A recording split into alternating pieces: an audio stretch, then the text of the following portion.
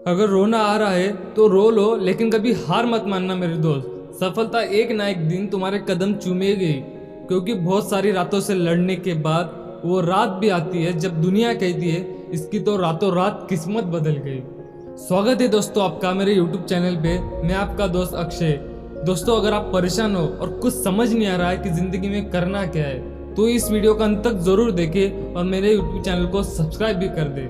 आपको जिंदगी में क्या करना है यह आपके संघर्ष पर निर्भर करता है। आपकी मेहनत, आपका संघर्ष ये तय करता है आप जिंदगी में क्या बनोगे। दोस्तों, जिंदगी में रिस्क लेना सीखो।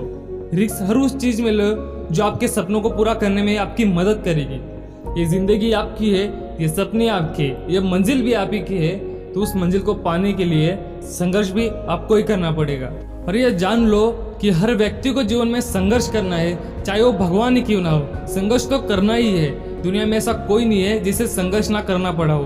भगवान श्री राम, उनको 14 साल लगे भगवान बनने में, उन्होंने संघर्ष किया इसलिए वो भगवान बने।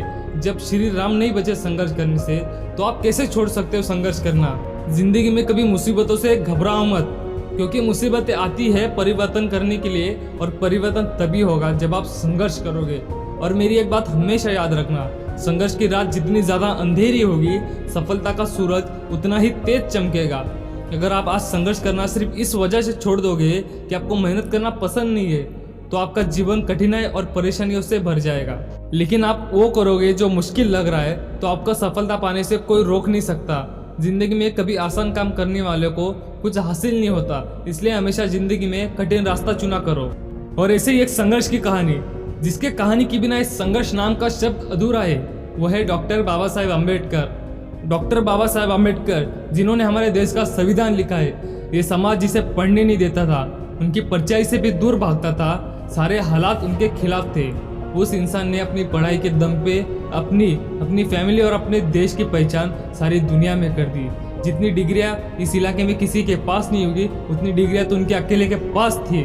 उनके पास कोई पावर नहीं थी, उनके पास कोई फैसिलिटी नहीं थी, लेकिन उनके पास थी एक सोच, ऐसी सोच जिसने उन्हें संघर्ष करना सिखाया। उनकी लाइफ में इतनी प्रॉब्लम होने के बावजूद उन्होंने संघर्ष करना नहीं छोड़ा। और ऐसे ही कठिनाई और संघर्ष से भरा जीवन होता है बाज का।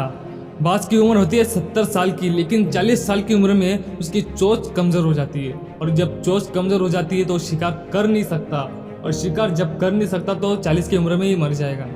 लेकिन बाज कहता है मैं 40 में नहीं मरूंगा। अगर ऊपर वाले ने मेरी उम्र 70 साल लिखी है तो 70 साल तक ही जीऊंगा, चाहे कुछ भी करना पड़े, लेकिन 40 में नहीं मरूंगा। इसे बाज अपनी एरिया के सबसे बड़ी चोटी पे जाता है और अपनी चोंच को सामने वाले पत्थर पे मार मार के लहू लहान हो जाता है खून से। बहुत सारे दर्द से गुजर रहा होता है, लेकिन उसे पता है कि आज का जो दर्द है उसे 30 साल की नई जिंदगी देगा, इसलिए करना तो पड़ेगा ही।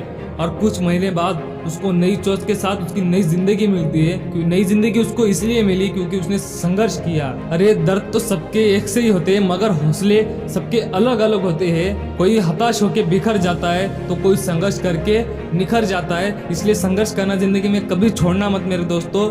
अपनी मेहनत और ईमानदारी से काम करते रहना, जिंदगी में सफलता आपको जरूर मिलेगी।